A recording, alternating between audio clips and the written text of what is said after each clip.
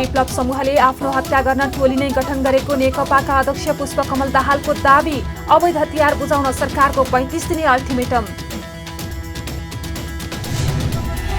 घरेलु तथा साना उद्योग र कृषि क्षेत्रमा विदेशी लगानी खुल्ला गर्न नहुने पक्षमा सांसद र उद्योगी एकमत। विधेयक परिमार्जन गर्न सुझाव।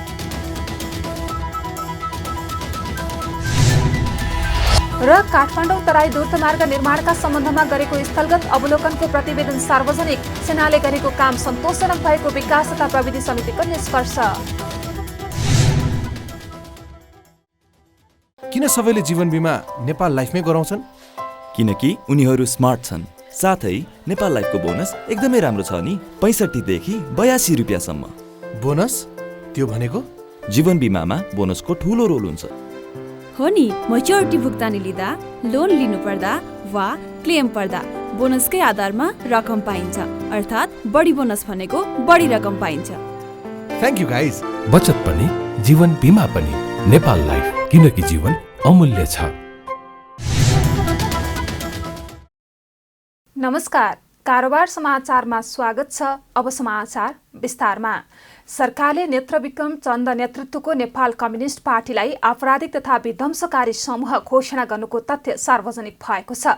सत्तारूढ नेपाल कम्युनिस्ट पार्टीका अध्यक्ष पुष्पकमल दाहाल प्रचण्डले विप्लव समूहका नेताहरूले आफ्नो हत्याका लागि टोली नै गठन गरेको बताउनु भएको छ। गत मंगलबार बसेको मन्त्री परिषदको बैठकले विप्लव नेतृत्वको समूहद्वारा सञ्चालन गरिने गतिविधिहरूमा प्रत्यक्ष वा अप्रत्यक्ष रूपमा संलग्न हुने वा सहयोग पुर्याउने व्यक्ति, संस्था वा समूहलाई आपराधिक तथा विध्वंसकारी समूह घोषणा गरी प्रचलित कानून बमोजिम कारबाही गर्ने निर्णय गरेको थियो। सरकारको त्यस्तो निर्णय पछि 3 दिन बित्न नपाउँदै नेकपाका अध्यक्ष दाहालले बिहिबार यङ कम्युनिस्ट लीग वाइसिएलले आयोजना गरेको कार्यक्रममा विप्लव समूहका नेताहरूले निर्णय नै गरेर हत्या गर्नुपर्ने व्यक्तिको सूचीमा आफूलाई पहिलो नम्बरमा राखेको जानकारी सरकारले दिएको बताउनु भएको हो। उहाँले आफ्नो कार्यालय सचिवको रूपमा काम गरेका विप्लव नेतृत्वका नेताहरूले टोली नै खटाएर आफ्नो हत्याको योजना बनाउँदैमा संघीय लोकतान्त्रिक गणतन्त्र परिवर्तन नहुने पनि बताउनु भयो। पछिल्लो चरण मेरो कार्यालयको सचिव भएर विप्लव बसेका विप्लवहरूले मलाई आज बिहान पनि सरकारको तर्फबाट जानकारी गराइयो, प्रचण्डलाई नै 1 नम्बरमा मार्न पर्छ भनेर उहाँहरूले माइनेट गर्नु भएको छ रे, पहिला मार्नुपर्ने मान्छे भनेर, र टिम पनि खटाउनु भएको छ रे भनेर सुनाउनु भयो। अब मलाई ती साथीहरू सम्झिँदा दया माया लाग्छ। वास्तवमै के भयो होला साथीहरूलाई? अब मलाई मारेर चाहिँ अब यो संघीय लोकतान्त्रिक गणतन्त्र अथवा यो परिवर्तन बच्ने हो त? सरकारले त क्याबिनेटमा भनेको कुरा पत्र पत्रिकामा तपाईहरुले हेर्नुभयो, अनलाइनमा हेर्नुभयो, फेसबुकमा हेर्नुभयो होला। अब मलाई ती साथीहरुप्रति साँच्चै माया पनि लागेछ, दया पनि लागेछ। दाहाल र चन्द 7 वर्ष पहिले एउटै पार्टीमा रहेका थिए। यता सरकारले पनि संगठित अपराध र विध्वंसकारी गतिविधि गरेकाले नेत्रविक्रम चन्द नेतृत्वको नेकपालाई प्रतिबन्ध लगाउनु परेको स्पष्ट पारेको छ। मन्त्री परिषद बैठकको निर्णय सार्वजनिक गर्दै सूचना तथा सञ्चार प्रविधि मन्त्री गोकुल बास्कोटाले चन्द नेतृत्वको नेकपाले निर्दोष नागरिकको हत्या गर्ने, काठमाडौँ लगायतका देशका विभिन्न भागमा बम विस्फोट गराउने, जबरजस्ती चन्दा असुली गर्ने, अपहरण गर्ने जस्ता काम गरेर मुलुकको शान्ति तथा सुरक्षामाथि नै खलल पुर्याउने काम गरेपछि त्यसलाई नियन्त्रणमा लिन सरकारले संवैधानिक दायित्व र जिम्मेवारी पूरा गरेको बताउनु भयो। आम जनताको जीवदान र लोकतान्त्रिक अधिकार, स्वतन्त्रताको संरक्षण र प्रवर्धन गर्ने, मुलुकमा शान्ति सुव्यवस्था र अमन चैन कायम गर्ने संवैधानिक दायित्व र जिम्मेवारी पूरा गर्न नेपाल सरकारले यस प्रकारका आपराधिक तथा विध्वंसात्मक गतिविधि सञ्चालन गर्ने समूह, व्यक्ति तथा संस्थालाई प्रचलित कानून बमोजिम कारबाही गर्न र त्यस्ता गतिविधिहरूलाई प्रभावकारी रूपमा नियन्त्रण गर्न त्यस समूहलाई आपराधिक तथा विध्वंसकारी समूह घोषणा गर्न आवश्यक भएको थियो। त्यही महसुस गरेर सरकारले यो निर्णय लिएको हो। यसरी विप्लव नेतृत्वको नेकपाले सूची नै तयार गरी हत्या गर्ने निर्णय गरेको सत्तारूढ पार्टीकै अध्यक्षले सार्वजनिक मञ्चबाट बोलिरहँदा सरकारले सर्वसाधारणसँग भएका अवैध हतियार बुझाउन आह्वान पनि गरेको छ। मन्त्री बास्कोटाले स्वचालित हतियार, भरुवा बन्दुक, कटुवा पिस्तोल सहित अन्य विस्फोटक पदार्थ नजिकैको प्रहरी, सेना वा सशस्त्र प्रहरी कार्यालयमा बुझाउन 35 दिनसम्मको अल्टिमेटम दिएको बताउनुभयो। उहाँले यही अवधिमा हतियार बुझाए अवैध हतियार राखे बापत हुने सजाय मिनाहा हुने समेत जानकारी दिनुभएको छ। अवैध हतियार तथा खर खजानाको नियन्त्रण गर्न सूचना जारी गर्ने निर्णय गरिएको छ। कानुन बमोजिम लिनुपर्ने इजाजत नलिई वा इजाजत पत्र नवीकरण नगराई वा इजाजत प्राप्त व्यक्तिको मृत्यु पश्चात हकवालाको नाममा नामसारी नगराई वा अन्य जुनसुकै तरिकाले नेपाल राज्यभित्र कोही कसैले अवैध हतियार र कारखाना खर खजाना राखेको भए 35 दिनभित्र नजिकको प्रहरी चौकी वा जिल्ला प्रहरी कार्यालय वा नेपाली सेनाको ब्यारेकमा बुझाउन लगाउने गरी सार्वजनिक सूचना जारी गर्ने निर्णय गरिएको छ। यसरी हात हतियार र खर खजाना बुझाउन ल्याएमा यसअघि ती अवैध हात हतियार र खर खजाना राखेका कारणले मात्र त्यस्ता व्यक्तिलाई कुनै कानुनी कारबाही चलाइने छैन। तत्कालीन माओवादी द्वन्द्वको क्रममा प्रयोग भएका हतियार विप्लव समूहले प्रयोग गरिरहेको सुरक्षा संयन्त्रको विश्लेषण रहेको छ। त्यसैले समूहलाई लक्षित गरेर यो निर्णय सार्वजनिक भएको बुझिएको छ। घरेलु तथा साना उद्योग र कृषि क्षेत्रमा विदेशी लगानी खुल्ला गर्न नहुने पक्षमा सांसद र उद्योगी व्यवसायी एकमत देखिएका छन्।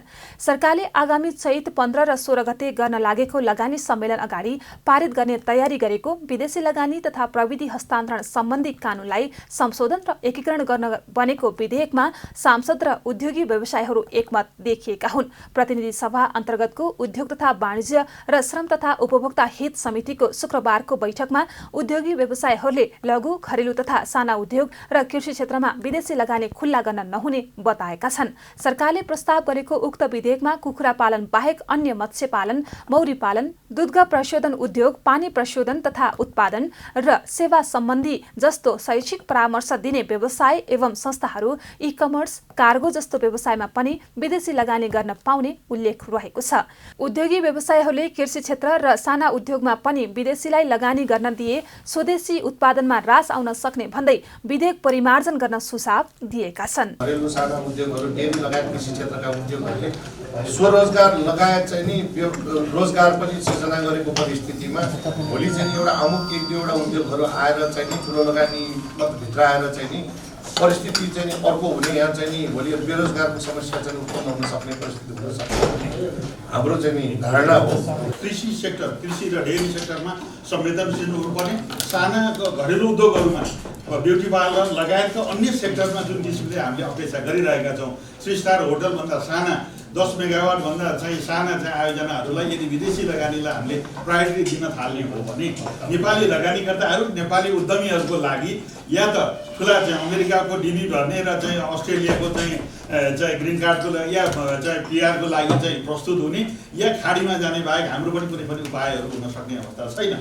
यसअघिको बैठकमा सांसदहरूले पनि लघु, घरेलु तथा साना उद्योग र कृषि क्षेत्रमा विदेशी लगानी खुल्ला गर्न नहुने बताएका थिए। राष्ट्रिय योजना आयोगका पूर्व उपाध्यक्ष डाक्टर शङ्कर शर्माले अन्य कृषि तथा घरेलु उद्योगमा विदेशीलाई लगानी गर्न रोक लगाए पनि दुग्ध प्रशोधन उद्योगमा भने रोक्न नहुने बताउनु भएको छ।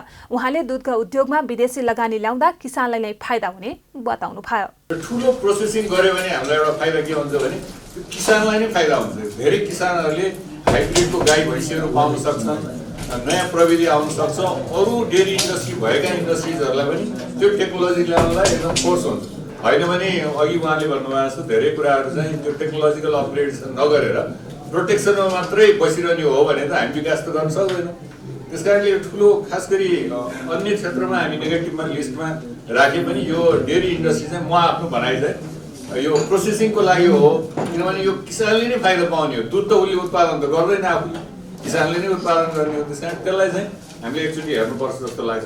छलफलमा सहभागीहरूले सरकारले प्रस्ताव गरेको एकल बिन्दु केन्द्रको भने स्वागत गरेका छन्। उनीहरूले विदेशी लगानीमा सञ्चालन हुने उद्योगलाई दिइने छुट सुविधा, सहुलियत र आवश्यक परामर्शका लागि एउटै केन्द्रबिन्दुबाट सेवा दिनु राम्रो कुरा भए पनि कार्यान्वयनमा भने ध्यान दिनुपर्ने बताएका छन्। प्रतिनिधि सभा अन्तर्गतको विकास तथा प्रविधि समितिले काठमाडौँ तराई द्रुतमार्ग निर्माणमा नेपाली सेनाले गरेको काम सन्तोषजनक भएको बताएको छ। समितिले शुक्रबार काठमाडौँ तराई द्रुतमार्ग निर्माणका सम्बन्धमा गरेको स्थलगत अवलोकनको प्रतिवेदन सार्वजनिक गर्दै हालसम्म सेनाले गरेको कामको कार्य प्रगति सन्तोषजनक देखिएको बताएको हो। समितिका सभापति कल्याणी कुमारी खड्गाको संयोजकत्वमा गत पुस 6 र 16 गते 2 चरणमा द्रुतमार्गको स्थलगत अध्ययन अवलोकन भएको थियो। सभापति खड्गाले अब गर्नुपर्ने काम अझ जटिल भएकाले लक्ष्य अनुसार नै निर्माण कार्यलाई तीव्रता दिनुपर्ने निष्कर्षमा समिति पुगेको बताउनुभयो। उहाँले कुल 76.2 किलोमिटर मध्ये 54 किलोमिटर खण्डको कटिङ तथा फिलिङको काम करिब 70% सम्पन्न भएको निष्कर्ष सहित यही गतिमा काम भए निर्धारित समयभित्र सम्पन्न हुने बताउनुभयो। द्रुतमार्ग निर्माणका सम्बन्धमा हालसम्मको कार्य प्रगति सन्तोषजनक भएको देखियो, तर आवश्यक पुल र सुरुङ निर्माणको काम सुरु नै नभएको अवस्था छ। अब गर्नुपर्ने काम अझ जटिल भूगोल र जटिल प्रकृतिको भएकोले लक्ष्य अनुसार नै सेनाले निर्माण कार्यलाई तीव्रता दिनुपर्ने देखिन्छ।